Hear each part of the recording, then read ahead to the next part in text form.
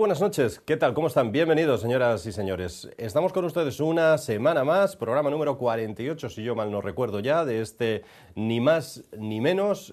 Hablando de más, al presidente catalán ya saben que se le cae la consulta soberanista como en Madrid se caen los árboles. Vamos a hablar de ello después, en la tertulia, pero antes de muchas otras cosas que llegan en esta época del año, acabando ya el año, en otoño, ya decíamos, caen los árboles, caen las hojas y caen los presupuestos generales del Estado para el próximo año 2015, que han sido muy criticados por lo que traen y por lo que dejan de traer, por lo que dan y por lo que quitan. Vamos a dar la bienvenida a Diego Barceló, es el arranque de nuestro Ni Más Ni Menos, como siempre, hablando de economía, de la forma más didáctica posible y como Diego, como buen argentino, sabe explicar muy bien, además. ¿Qué tal, Diego? ¿Cómo estás? ¿Qué tal, Víctor? Muy bien. Bueno, explicar esto de los presupuestos 2015, que por cierto se informatizan y ahora ya los presentan en tablet y todo eso. ¿Qué Sí. tiempos cuando los presentaban en un tocho Sí. impresionante, ¿no? Bueno, el libro en el cual se presenta el trabajo tiene 370 páginas. Entonces ya nos podemos dar una idea de la complejidad que tiene esto. A ver, para entender el tema de los presupuestos, partamos de la base de cuál es la política fiscal del gobierno. La política fiscal, en pocas palabras, consiste en dejar los gastos más o menos constantes de manera tal que los mayores recursos que trae la recuperación de la economía permiten ir cerrando el déficit gradualmente. Es decir, tendremos déficit este año y por lo menos en los 3 años siguientes, porque es una política muy gradual. Ahora, ¿cuánto es ese déficit? Bueno, este año el conjunto de administraciones públicas, es decir, el Estado central, autonomías, Seguridad Social y ayuntamientos, van a gastar 58.500 millones de euros más de lo que recaudan. Incluyendo todavía Cataluña, ¿no? Sí. Sí. Eso equivale a 160 millones de euros por día. Por día. Y a 6,6 millones de euros por hora. Es decir, cuando este programa acabe, va a haber 6,6 millones de euros más de deuda que cuando comenzó. Y así todos los días. Ahora, ¿qué nos dicen estos presupuestos? Que el año que viene, este déficit, que es monstruoso, va a ser un poquito menos monstruoso, porque el déficit del conjunto de administraciones públicas va a ser de 46.000 millones de euros. Recordemos, para el que no lo sepa, que este déficit, ¿cómo es posible que las administraciones gasten más de lo que ingresan? Lo pueden hacer porque emiten deuda pública, es decir, porque se endeudan. Es decir, el año que viene esa deuda pública va a crecer en 46.000 millones de euros más, que es la diferencia entre lo que el Estado va a ingresar y lo que va a gastar. Es decir, que en lugar de 160 millones de euros por día, nos vamos a endeudar en 126 millones de euros por día. Y en lugar de 6,6 millones por hora, nos vamos a endeudar en 5,25 millones de euros por hora. Por hora, ¿eh? A mí lo que siempre me llama la atención es que a pesar de esta cifra, haya gente, incluso gente informada, que habla de austericidio. O sea, lo que hay todavía es que el sector público español sigue viviendo por encima de sus posibilidades. Y es algo que vamos a tener que pagar los ciudadanos más tarde o más temprano. Por eso es que yo considero que lo que habría que hacer es atacar el déficit de manera mucho más decidida y no de esta manera complaciente y gradualista que plantea el gobierno. Y al mismo tiempo, lo que habría que hacer... Perdón, Diego, es que hay elecciones también, claro. Bueno, desde luego, y eso se nota en los presupuestos, ¿no? un punto insolayable. Y al mismo tiempo, lo que creo que habría que hacer es privatizar loterías, aeropuertos y todo lo que se pueda para amortizar deuda pública, que nos permitiría ahorrarnos intereses y a su vez así reducir el déficit más deprisa. A ver... concretamente, los presupuestos que se presentaron ayer son lo que se llama el presupuesto del Estado consolidado, que incluye todo lo que es el gobierno central, más la seguridad social, más muchísimos organismos y agencias que tiene el Estado, como la Agencia Tributaria, el Banco de España, el Tribunal Constitucional, Renfe, bueno, cientos hay. ¿Cuánto va a ser el gasto previsto para 2015 de ese gran conjunto del Estado consolidado? Bueno, casi 350.000 millones de euros, es decir, prácticamente 1.000 millones de euros por día. De los cuales, repito, 126 el Estado no los va a tener, simplemente que los va a gastar porque se va a seguir endeudando. ¿Y en qué van a gastar? ¿En qué va a gastar el Estado nuestro dinero? Bueno, 4 de cada 10 euros se van a gastar en pensiones. Y luego hay 3 partidas que tienen un peso aproximadamente similar, que son las transferencias que le hace el Estado a otras administraciones públicas, es decir, a ayuntamientos o a comunidades autónomas, los intereses de la deuda pública y el pago de la prestación por desempleo. Entonces, entre estas 4 partidas, pensiones, prestación por desempleo, intereses de la deuda pública y transferencias a otras administraciones, tenemos explicado el 70% del gasto. Ahora, una cosa que muestra lo nocivo, lo negativo que es la deuda pública y el déficit. Hay 4 funciones que incluso los más ultraliberales están de acuerdo en que el Estado tiene que llevar a cabo, que son la justicia, la seguridad, la defensa y la política exterior. Esas 4 funciones esenciales del Estado van a consumir 16.500 millones de euros el año que viene, que es la mitad de lo que se va a gastar en intereses de la deuda. Es decir, para decirlo de otra manera, que en intereses de la deuda se va a gastar el doble que en las funciones esenciales del Estado.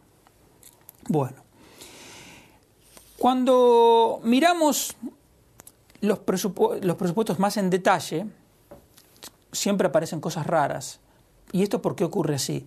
Porque el presupuesto, que es una cosa complejísima, se elabora básicamente mirando el presupuesto del año pasado y corrigiendo cada partida en más o en menos según las circunstancias. Entonces eso hace que vayan quedando como capas geológicas en el presupuesto, que cuando uno lo mira así en general puede no tener sentido. Por eso es que, algo que ya he dicho en alguna oportunidad aquí, es imprescindible que en algún momento y luego periódicamente, cada 10 años por lo menos, se haga un presupuesto base cero. ¿Qué significa esto? Es analizar partida por partida que el responsable de cada gasto tenga que justificarlo. Entonces ahí aflorarían muchísimos gastos superfluos. Por ejemplo, España va a gastar el año que viene, sin contar las autonomías que a su vez tienen su propio gasto, 620 millones de euros en ayuda al exterior, pero al mismo tiempo el plan Prepara, con el que se le paga una prestación a parados de larga duración con cargas familiares, solo consume 285 millones de euros. O sea, ¿cómo es posible que gastemos más del doble de lo que se gasta en ayudar a gente que está en una situación desesperada en ayuda al exterior? Luego, eso está en los presupuestos del 2015, no nos estamos inventando nada. Está en los presupuestos del 2015, sí, por supuesto. Luego tenemos, uno pregunta, ¿se puede bajar el gasto público?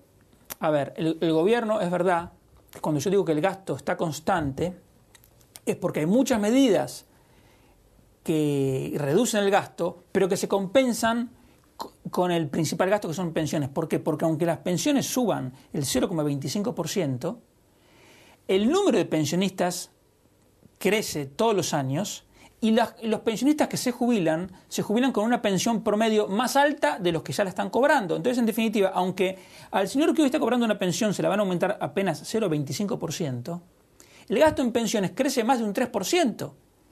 Entonces, ese aumento de gasto lo tienen que compensar con otras cosas. Pero, sin embargo, es lo que yo decía al principio, se debería ser mucho más decidido en esa eliminación del gasto superfluo, porque es gasto que estamos que supone que nos estamos endeudando cada vez más. Entonces, concretamente, en formación de ocupados, no de parados, de ocupados, se gastan 1.000 millones de euros. ¿Alguien tiene alguna duda de que eso es un gasto completamente ineficiente? Entonces, ese gasto se podría suprimir, si no en su totalidad, por lo menos en una gran parte. Y a lo mejor, reduciendo o eliminando ese gasto en formación de ocupados, ¿por qué digo que carece de sentido ese gasto?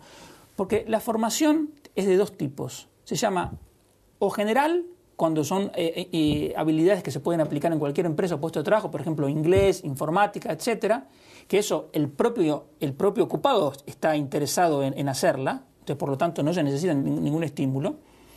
Y lo otro es la formación específica. Por ejemplo, si una empresa tiene un determinado sistema informático exclusivo, está interesado en que sus trabajadores lo aprendan, si no, no van a poder trabajar. Entonces, si en el caso de la formación general, el propio ocupado ya tiene el incentivo para pagársela, y en el caso de la formación específica le interesa a la empresa, ¿para qué hacemos que el Estado gaste 1.000 millones de euros por año en formación de ocupados? No tiene sentido. Tendría mucho más sentido destinar ese recurso a las becas de estudiantes universitarios, que son 1.500 millones de euros. A lo mejor se podría hacer un plan mucho mejor y para las becas Erasmus u otras becas que son potencialmente mucho más útiles. Y después hay otra cosa que para mí es algo que no tiene sentido. Las ayudas a las empresas. Se gastan 525 millones de euros en reconversión industrial, 375 millones en otras ayudas al desarrollo industrial. O sea, en total a la industria 1.000 millones de euros. Pero luego tenemos 460 millones de euros en promoción comercial internacional, 320 millones de euros en promoción al turismo, 160 millones de euros en promoción de la pyme. Como si todavía no hubiese quedado claro que la mejor forma de ayudar a las empresas es bajándoles impuestos y eliminando regulaciones superfluas. Entonces, en lugar de destinar esos 2.000 millones de euros supuestamente para ayudar a la reconversión y a la promoción comercial, sería mucho mejor eliminar esos gastos y rebajar los impuestos simultáneamente. Otro ejemplo es el de los 6.400 millones de euros que se gastan en investigación, desarrollo e innovación. ¿Alguien tiene alguna duda de que ese gasto no se aprovecha en la medida en que se debería aprovechar? No hay ninguna duda de que no. Y luego hay otros un par de puntos más que me interesa subrayar, que son muy rápido. Sí, lo siguiente. Por ejemplo, hay 1.300 millones de euros por año a subvenciones a los transportes, por ejemplo, en las Islas Canarias y en las Islas Baleares por su insularidad, pero también al Consorcio de Transportes de Madrid y al Transporte Metropolitano de Barcelona. Que habría que ver cuál es la racionalidad de esos cientos de millones de euros que se gastan en esos casos. Y luego, por ejemplo, hay el permiso de maternidad, paternidad, riesgo durante el embarazo, etcétera, consume 2.100 millones de euros. Es decir, que a pesar de todas las dificultades, se mantienen esas ayudas sociales que son muy importantes, pero que por el volumen que ya tienen, no hay que caer en la demagogia con la que algunos todavía hacen, decir, bueno, podría aumentarse esos permisos 2 semanas más, un mes más. Ya estamos hablando de 2.100 millones de euros. Bien gastados están, pero ojo que es un dinero que gastamos y que en parte pagamos con deuda. Y lo mismo se podría decir del sistema de atención a la dependencia, que son 1.200 millones de euros. Entonces yo digo, ¿cómo es posible que se den 1.000 millones a las industrias cuando a la dependencia no se le pueden dar más de 1.200 millones? Entonces, bueno, podríamos seguir toda la noche diciendo cosas, peculiaridades sobre el presupuesto. Pues más que hablar de los presupuestos en sí, a grosso modo, y decir lo que baja, lo que sube, Diego ha querido efectivamente señalar algunos puntos concretos de esos presupuestos, demostrándonos que todavía se pueden hacer muchas más cosas y se pueden hacer mejor algunas cosas, sí, lamentablemente. Sí. Lo que no se puede hacer, como se hace en algunos medios de comunicación, es criticar al mismo tiempo el escaso gasto que se hace en algunas partidas, al mismo tiempo que se critica el déficit. A ver, si hay más gasto hay más déficit. Entonces, o no aumentamos el gasto o una u otra. La cuadratura del círculo. Claro. Bueno, después de la pausa y después de dar la bienvenida también a Diego y a Rosa, enseguida después en la tertulia volveremos a hablar de este asunto, porque, claro, los medios de comunicación asturianos lo que hablan hoy es de esos presupuestos, cuánto le toca a Asturias, para qué se va a utilizar. Bueno, podemos hablar de ello después de un instante. Muchas gracias, Diego. De nada. Volvemos de inmediato, señores, una mínima pausa.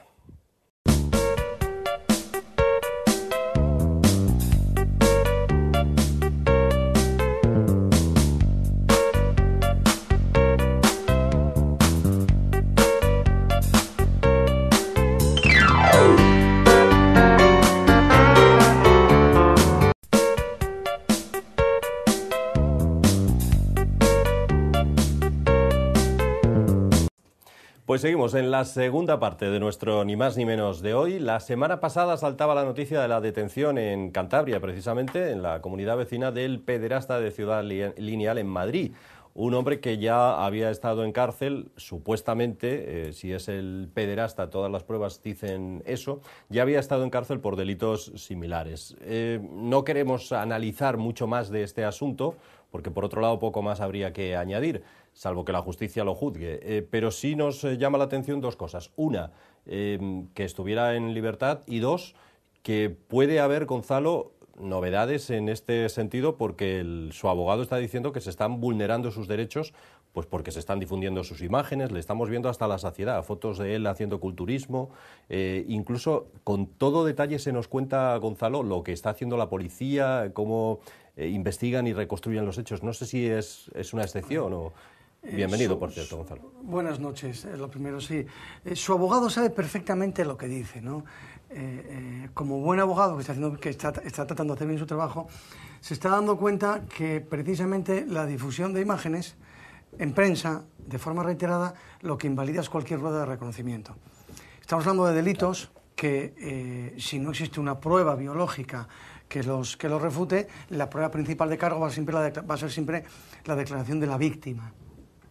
En este caso las víctimas son niñas, por lo tanto, visto en la tele, claro, ya, pero abierta esa posibilidad, es bien fácil de manejar el argumento. Rueda de reconocimiento está invalidada ya de plano, precisamente porque el niño lo ha visto en televisión. ¿Y eso puede pasar, Gonzalo? Pues si aplicamos la ley con rigor, sí. Y efectivamente tenemos, para poder imponer una sentencia, todo lo elevada que sea, es decir, todo lo dura que sea, tenemos que ser absolutamente escrupulosos en la tutela de los derechos de todas las partes, ¿no? ¿Y si se anula esa prueba? Pues es lo que estaba diciendo antes. Yo creo que vamos a depender de la prueba biológica allá donde se pueda haber hecho una prueba biológica, en aquellos supuestos en los que haya habido una violación directamente, es decir, una penetración que pueda haber dejado en algún orificio, que pueda haber dejado algún tipo de rastro, pues esa prueba la tendremos en nuestra mano, ¿no? El propio juez puede acordar, incluso en contra de la voluntad del reo, del acusado, en determinados momentos que se practique esa prueba, ¿no? Autorización judicial para extracción de sangre, para toma de cabellos, de la forma que sea menos invasiva. Pero allá donde estemos hablando de unos abusos que no entrañen violación, es decir, donde no haya habido penetración o donde no pueda obtenerse esa prueba biológica, bien porque se haya denunciado tarde, bien porque lo hayan denunciado ahora a pesar de lo que haya ocurrido, en esos supuestos vamos a tener un problema y probablemente vamos a tener que acudir a prueba indiciaria, es decir, al patrón de actuación del delincuente o otra serie de elementos. Pero claro, lo que el abogado va a tener muy fácil va a ser, respecto de ciertas acusaciones, invalidar la prueba de cargo, porque precisamente por todo lo que se produce habitualmente durante una instrucción de un caso como este, pues pasa siempre. Es decir, si usted saca una foto de un presunto culpable, ya no hay quien lo reconozca. ¿A quién reconocemos? Pasó con el 11M, con muchos de ellos, que resultó que es gente que había visto a los autores, algunos de los autores en televisión, no los había visto aquel día allí. ¿Cómo lo sabes que no estás? Es más, aunque tú estés convencido de que esa es la persona, probablemente estés sugestionado por la información que has recibido. Un niño, más todavía. Es decir, la fiabilidad de un reconocimiento hecho por un niño es mucho mayor, ¿no? Perdón, la falta de fiabilidad de esta prueba es mucho mayor porque un niño no es tan contundente ni tan seguro a la hora de reconocer a una persona como puede ser un adulto, ¿no? Ni tan firme. Entonces, yo creo que la prensa, como ya pasó en su día, y si no nos olvidamos de ello, si no me equivoco, con la Rosario Waninkoff, que luego la absolvieron, ¿no? Sí. A Rosario Waninkoff parte de la prueba que la inculpaba era prueba de testigos que habían declarado después de ver fotografías suyas en prensa. Pues aquí podemos tener exactamente el mismo problema. Pero bueno. Bueno, eso en cuanto a lo que están haciendo mal los medios de comunicación, que, bueno, algunas las habrán sacado de Facebook y de 1000 sitios, pero otras supongo se las habrán filtrado de alguna manera, ¿no? Y los detalles además es verdad que se están filtrando por la policía, supongo, claro, ¿no? Todo eso va a ser un severo inconveniente, pero a mí, en este caso, lo que sí me gustaría es poner énfasis en uno de los grandes debates que están surgiendo en relación con cómo prevenimos este tipo de delitos, ¿no? Se habla, por un lado, de que estén toda su vida en la cárcel, por otro lado se habla de la castración química, se habla de que la castración química presenta serios inconvenientes penológicos. Yo creo que con añadir 3 palabras a un artículo tendríamos de sobra, ¿no? Estoy hablando del artículo 95 y en adelante, ¿no? Es decir, medidas de seguridad que se pueden aplicar, porque de hecho es curioso, la castración química como medida de seguridad sí estaría contemplada en caso que se estime como una atenuante o una semieximente que estas personas no pueden controlar sus impulsos. ¿Qué es lo que estamos diciendo? Es decir, lo que nos dicen todos los expertos o todos los pseudoexpertos que aparecen en prensa es que son multireincidentes porque no son capaces de controlar sus impulsos. Oiga, si no son capaces de controlar sus impulsos, se les tendría que aplicar el artículo 22 del Código Penal y sería una semieximente. Y por la vía de esa semieximente uno podría cambiar la pena de prisión por el internamiento psiquiátrico o por el sometimiento a tratamiento ambulatorio, ¿no? Pero para eso también sería simplemente necesario el poder contemplar esa pena como pena necesaria como medida de seguridad necesaria para una vez que sean puestos en libertad. Y me explico. No hay ningún inconveniente constitucional porque precisamente esa pena sí es la que iría dirigida a la reinserción del delincuente, porque si esa es la única forma de reinsertarlos, se le puede someter de por vida a ese tratamiento médico. ¿Por qué no se hace esto? ¿Cómo es posible, que es lo que se pregunta a todo el mundo, sin tener nociones como tenéis los abogados, noción ninguna de derecho, en nuestro caso, por qué está este individuo en la calle? Vamos a ver, primero porque no hay voluntad legislativa, porque hablar de castración química suena tan fuerte que un gobierno que diga voy a poner esa pena, a lo mejor pasa por ser un gobierno muy facha, o muy carca, o muy antiguo, ¿no? Pero, es decir, se aplica, y en Estados Unidos se aplica, creo que es en 5 estados, entre ellos California, sin ningún problema, ojo, con requisitos, es decir, no como pena, primera violación, no, oiga, usted es reincidente, ya tenemos claro que usted no se reinserta, por lo tanto, como medida de reinserción, le imponemos la castración química, es decir, le imponemos que usted vaya todos los días a que siendo un poco así, como gráfico de cuando éramos chiquillos, ¿no?, a que le den bromuro, y usted se lo tome, pues a la calle, y si no, se quede internado en un centro psiquiátrico. Esa pena en un reincidente se aplica en Estados Unidos, está, no sé si en aplicación o propuesta en Polonia y en más países de nuestro entorno. Es decir, allí donde no hay complejos, donde el legislador no tiene complejos de tener que demostrar que es más sensible que nadie, se aplica esa pena.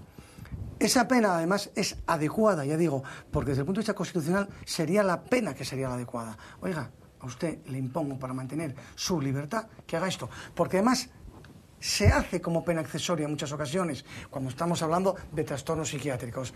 Pena para suspender a un toxicómano, a un alcohólico. Oiga, se somete a tratamiento y usted mete a los informes de que sigue el tratamiento y sigue estando.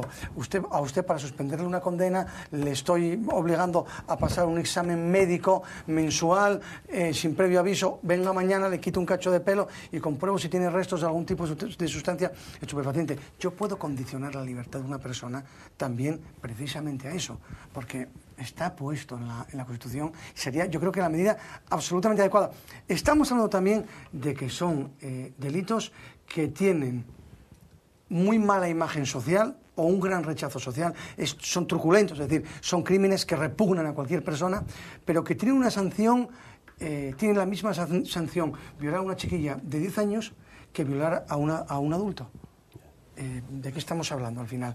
Quizá el legislador, de nuevo, por ese prurito de ser muy progresista y de que no piensen que soy muy facho y sanciono mucho, establece unas penas que son absolutamente inapropiadas.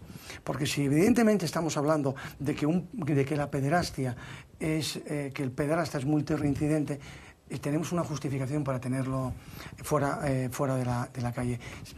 Si tenemos además también la explicación de que las víctimas son las más indefensas que hay en el mundo, tenemos una explicación también para hacer eso. Si creamos tribunales de excepción y legislación de excepción para la violencia frente a las mujeres, ¿por qué no vamos a hacer un tribunal de excepción y crear una legislación especial para este tipo de delitos que repugnan mucho más que ningún otro? Si a la política legislativa y a la política de prevención en el tema de violencia contra las mujeres o temas de tráfico estamos destinando unos medios que probablemente se podrían aplicar mucho mejor sin necesidad de una legislación especial o una atención tan especial y tan directa, ¿por qué no lo destinamos a esto, que estamos hablando de los más débiles de la sociedad? Probablemente sea porque los niños no votan, ¿no?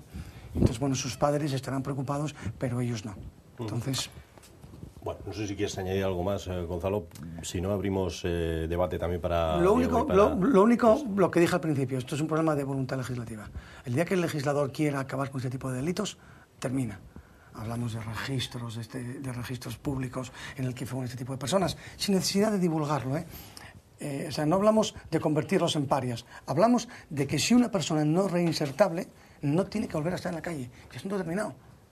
Y no hay más que hablar. Y si tiene que estar internado de por vida en un psiquiátrico, que esté internado de por vida en un psiquiátrico. Yo no sé si es un enfermo mental o no, no lo sé. Estos días se dice mucho en ese sentido. Pero si es así, internésela de por vida, no hay ningún problema. Que sea el médico el que decida, ese señor puede salir a la calle o no. Y que si ese señor sale a la calle y reincide, el médico tenga un problema. Pero yo creo que, en general, nunca vamos a acabar con el delito, pero sí podemos acabar con el multirreincidente. Eso sí es previsible. Y este problema, como se ha visto, es un multirreincidente. Bueno, damos la bienvenida a Gonzalo, ya está con nosotros, así que iniciamos así sin pausa el debate para entrar en materia sobre este tema que nos apuntaba Gonzalo, sobre el anterior del que hablaba Diego o cualquier otro, porque hay muchos de plena actualidad. Vamos a dar la bienvenida a Rosa y a Diego. Podemos hablar de qué puede pasar ese 9 de noviembre, podemos hablar del ébola y el primer caso en Estados Unidos o de temas mucho más agradables y más dicharacheros, como esa idea de que los autobuses de Oviedo vayan a tener en sus paneles el mensaje en castellano y en asturiano, ¿no? Bueno, damos la bienvenida a Rosa. Hola, ¿Qué tal, Rosa? Buenas noches, ¿cómo estáis? Esta es guapa, esta última, Sí, la verdad es que parece una ocurrencia más. Yo no entiendo muy bien cómo en Oviedo, con la situación económica, aunque sea una cosa económica, que seguramente lo será, que los paneles de los autobuses se haya aprobado que vayan no solamente en castellano, sino en asturiano. No lo sé. A mí me parece una ocurrencia más que el alcalde no tiene ningún sentido que haya apoyado, o bueno, seguramente tendrá algún sentido, que haya apoyado esa moción de Izquierda Unida, que Foro se abstuvo y uno ha escrito voto en contra, pero a mí me parece, bueno, pues la ocurrencia del mes, pues no sé cómo se dirán las paradas ahora, pues cuando hay que ir a Buenavista o no sé, en fin, me parece tan fuera de lugar, tan ridículo y tan gastar dinero a lo tonto, aunque repito, posiblemente no haya que gastar gran cosa de dinero, simplemente sea que el ordenador pues ponga los nombres y las direcciones de la parada en asturiano. Pero bueno, yo no sé que el alcalde de Oviedo cuál es el camino que quiere seguir. Ya me voy a liar con Gonzalo en esta batalla con este señor que parece que no tiene muy claro dónde está su sitio. Bueno, vamos a hablar de ello y de otras muchas cosas de inmediato. Les damos la bienvenida también de nuevo a Diego Barceló. ¿Qué tal, Diego? ¿Qué tal? Bueno, sobre este asunto o sobre lo que quieras, Diego, para empezar, Va a abrir los debates. No, está bien, empecemos. Gonzalo, Yo, sí, Diego no, me está Gonzalo viendo. está deseando hablar de esto de los autobuses, vamos. Pero, mira, por una vez, lo que no voy a hacer es hacer una descalificación a dominio, un argumento a dominio, ¿no? Ya empieza uno a estar cansado de criticar a un alcalde que yo creo que Oviedo se merecía un alcalde mejor y que yo creo que no debería el PP presentarlo como candidato, aunque parece ser que alguien en Génova muy listo ya decidió que sí, ¿no? Pero yo lo que digo, sin que sea, ya digo, descalificar a nadie, porque no hablo de nadie en concreto, que hay mucho fatu, hay mucho babayu. Oye, Y eso nos pasa por tener fatos y babayos gobernándonos. ¿Cómo se diría tiempo de espera para el próximo autobús? 5 minutos, por ejemplo, o algo así, que es lo que suele poner en los paneles en asturiano. Tienes que esperarlo. Es complicado. Falten 5 minutos. A lo mejor uno entiende que falten 5 fatos, pero bueno, falten 5, tenemos que esperar que lleguen otros 5 para que lleguen el autobús, tú sabes. Bueno, digo yo que el pleno de esta semana del Ayuntamiento de Oviedo tendría más cosas importantes, ¿no? Esto a lo mejor es lo más anecdótico. Yo creo que podríamos pagarles para otras cosas, porque al fin y al cabo son nuestros empleados y con nuestros impuestos se paga esta gente. Y por cierto, se les paga muy bien porque ha habido revisión del IBI, ya ha subido y ha venido un catastrazo de casi diría que casi un 70% más, por lo menos yo en el IBI que ha llegado de mi casa, de lo que venía pagando antes con la versión del 2014. Entonces, quizás tenemos que empezar a pensar que si les pagamos, vamos a empezar a pagarles para que se preocupen de nosotros y para que no hagan el babayu, ni para que no sean fatos. Me acuerdo de mi primer viaje a Estados Unidos, estando en Nueva York, me chocó y me llamó mucho la atención que había muchas calles en Nueva York que no estaban en muy buen estado. Sí, sí, muy común, sí. Y cuando uno le pregunta pues, al guía que te lleva, oye, y le votan, dice, hombre, claro, es que si yo te digo voy a arreglar las calles, te tengo que decir cuánto cuesta, te voy a decir cuánto te voy a subir los impuestos, y la gente que no quiere es que le suban los impuestos. Pues estamos hablando de lo mismo, a lo mejor es solo un programa informático, pero seguramente por arreglar ese programa informático, algún babayu o algún listu va a cobrar un dinero por meterlo en bable. Y probablemente ese babayu o ese listu tenga algo que ver o conozca al babayu o al listu que lo propuso el ayuntamiento. Porque al final estamos hablando siempre de eso. Y Izquierda Unida en Oviedo y Ribi y compañía es un partido de apesebraos. Lo curioso es que todavía sus votantes no se den cuenta que llevan apoyando al PP en el ayuntamiento a costa o a cambio de tener sus chiringuitos en las fiestas, a cambio de viajes pagados a Cuba y a cambio de todo eso. Cuando estos fenómenos de izquierdas, que ahora espero voten a Podemos, mientras los de Podemos sean un poco más tarde, se empiezan a dar cuenta que sus representantes los chulean exactamente igual que Rajoy chulea a sus votantes, pues a lo mejor ese día espabilamos todos, somos un poco más listos y dejamos de votar a babayus y dejar que nos chulen con nuestro dinero. Porque al final lo que es indignante. Es que en el caso de Cabonedo ni siquiera lo votaron. Además. Y siguiendo con babayos y babayadas, vamos a decirlo en asturiano, tenemos la de la semana, que es la de Graciano Torre. Esa frase de las conexiones aéreas no son fundamentales para el turismo en Asturias. Yo creo que la frase es demoledora. O sea, yo no sé si piensan lo que dicen, si dicen las cosas así sin procesar a través del cerebro, no lo sé, no lo entiendo. El tema de los aeropuertos es una buena muestra de las consecuencias del autonomismo extremo. ¿Qué quiero decir? Como era fácil recaudar dinero hasta antes de la crisis, cualquier lugar quería tener su propio aeropuerto. Entonces resulta que tenemos un aeropuerto en San Sebastián, en Bilbao, en Santander, en Asturias, en León, en Valladolid, en Santiago de Compostela, creo que en La Coruña o en Vigo, y no sé si en Vitoria también. Y además hay otro en Zaragoza. Bueno, casi 10 aeropuertos solo en el norte de España. Entonces, por supuesto, como no hay tanta gente que necesite vuelos en el norte de España, ¿qué han hecho para atraer compañías? En el caso concreto de Santander, le pagan a Ryanair para que vuelen ahí. Entonces, en un punto estoy de acuerdo con Graciano Torre, que es que venga una compañía tiene que ser a costa de que nosotros le tengamos que pagar, pues que no venga.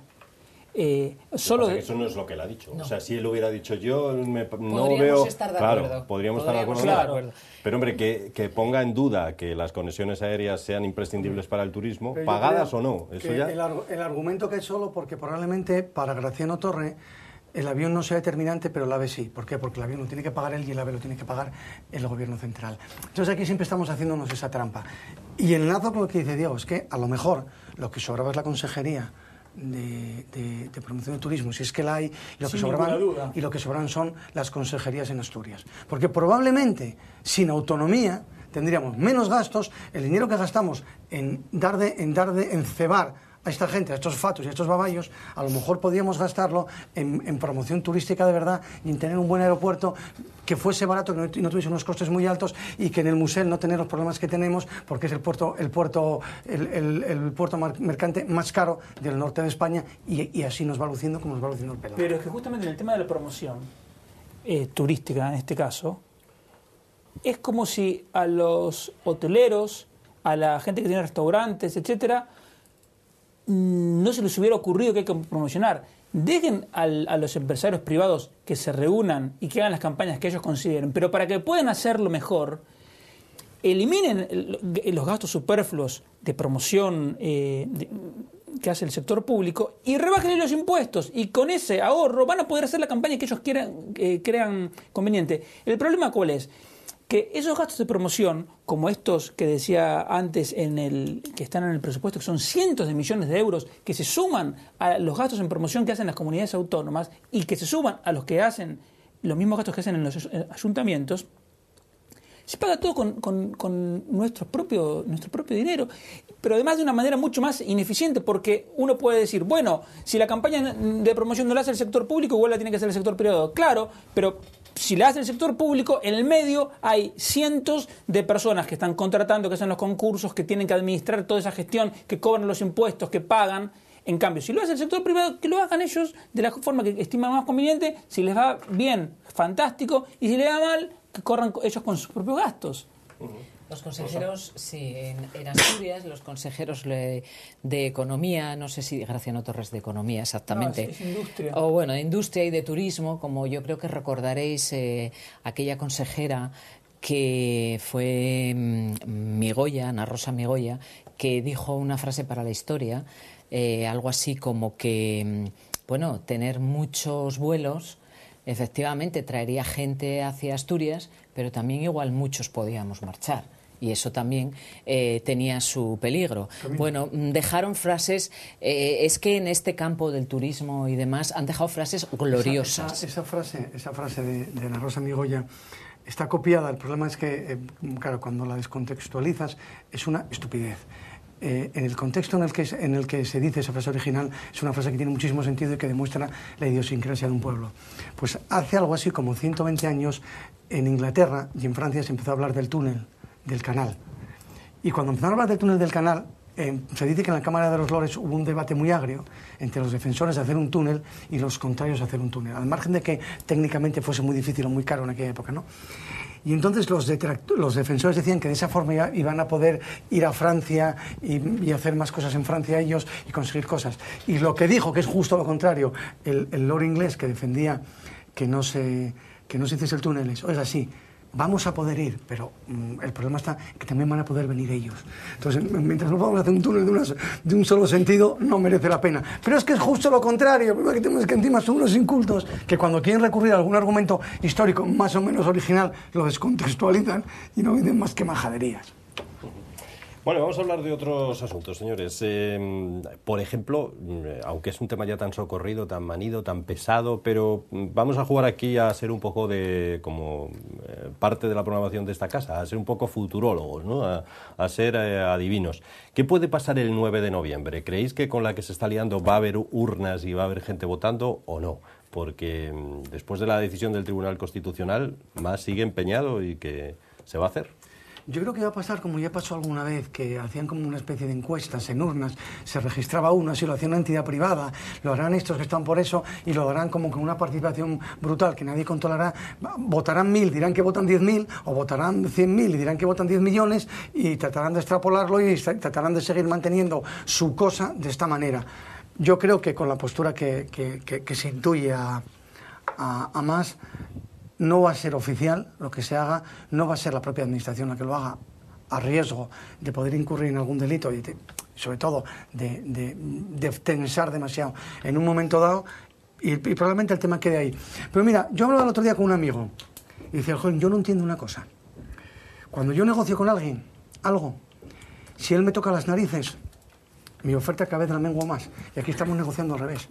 O sea, todavía no se le ha ocurrido a nadie que lo que hay que hacer es, usted hace eso, de momento, escuela judicial, para Sevilla, por poner un ejemplo, o para Oviedo, que está en Barcelona, no sé qué organismo de la competencia que está en Barcelona, para Santander, Pero además digo no a Madrid, digo a otras ciudades. ¿Para qué? Para que luego la tensión, si lo quieren recuperar, la tensión territorial la tengan con la periferia, no con el centro. Hay que empezar a jugarles con su misma moneda. Y tienen que darse cuenta que cada vez que son desleales, lo que obtienen es menos dinero, no más. Es decir, que ya no funciona, que a partir de ahora lealtad institucional y solidaridad territorial os vais a ir de cráneo. Y luego, llegado el momento, hacer la apuesta. Va a haber un referéndum, pero en toda España. Y las condiciones las pone el gobierno, que es quien manda. Las condiciones de desamortización las pone el gobierno y ya les anuncio por delante que no van a entrar en la Comunidad Europea en 1000 años. Porque vamos a aprobar una ley por mayoría absoluta que diga en 1000 años quien salga de España no entra en la Unión Europea. Estas son las condiciones de que cualquiera se separe.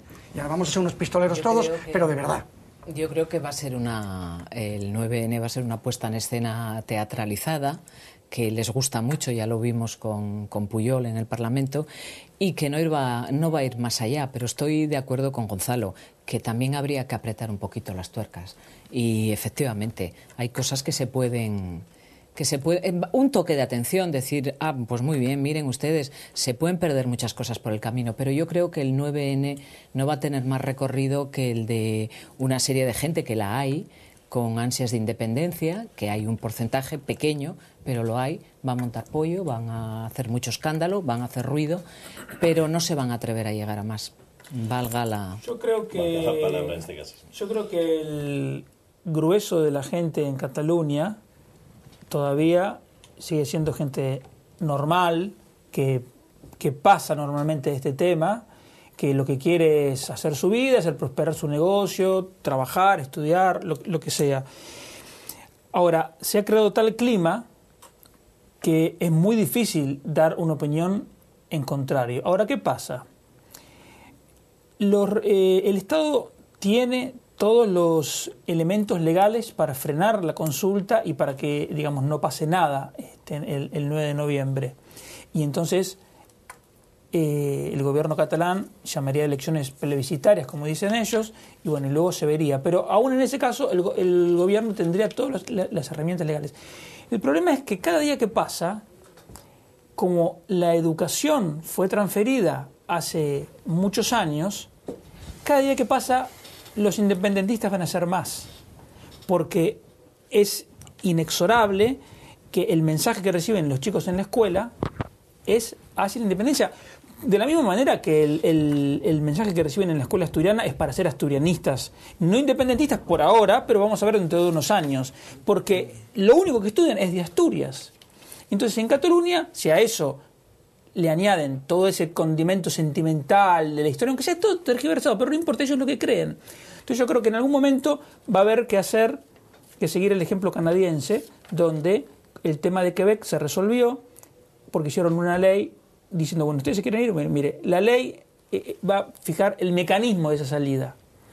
Y entonces, por ejemplo, ¿qué porcentaje de la deuda pública tiene que hacerse cargo Cataluña en caso de irse?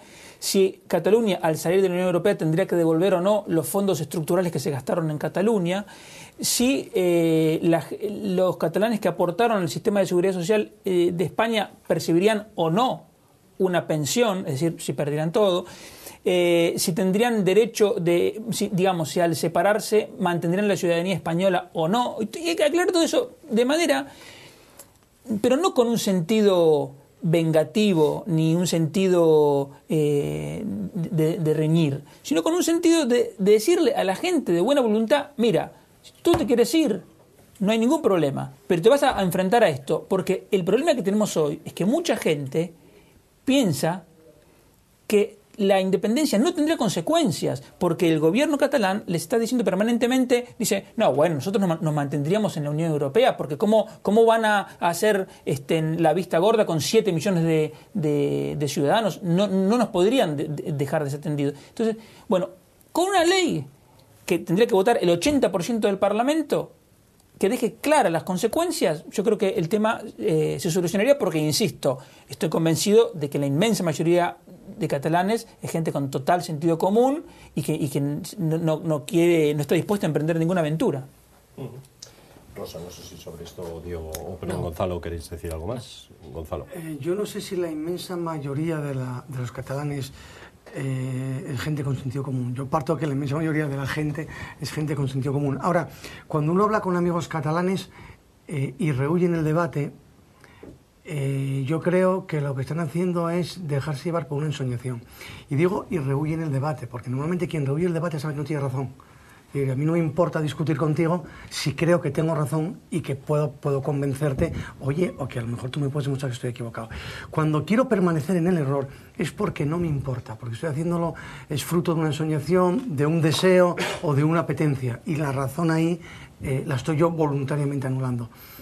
Pero, es decir, en el fondo es lo que estamos hablando todos, es decir, hay que fijar unas reglas del juego claras, que además tienen la virtualidad de que, como afectarían el núcleo duro de la Constitución, implicarían disolución de las cámaras, aprobación por mayoría de 3/5, referéndum. Es decir, habría mucho, porque habría que hacer una reforma constitucional en profundidad. Yo creo que sería bueno, es decir, cuando alguien plantea, oye, yo me quiero ir, vamos a establecer cuáles son las reglas del juego, porque no tenemos definido, o sí lo tenemos definido. Es decir, lo que habría que decirle, a lo mejor, es explicarle a CiU y a los diputados catalanes, mire, es que para usted para irse tiene que modificar ese título de la Constitución. Entonces tiene usted que promover una reforma constitucional. Entonces siga ese camino y no me vaya por un camino que no vale para lo que usted quiere, porque no puede hacer reforma legal. Vaya al Parlamento y dígalo, pues que a lo mejor me haces una ley tan sumamente atractiva que yo, poniéndome que un día soy diputado de un partido o un diputado independiente, el día que España permita que un independiente vaya, digo, oye, pues me parece bien. Si esas son las condiciones de que te vayas, me parece francamente bien.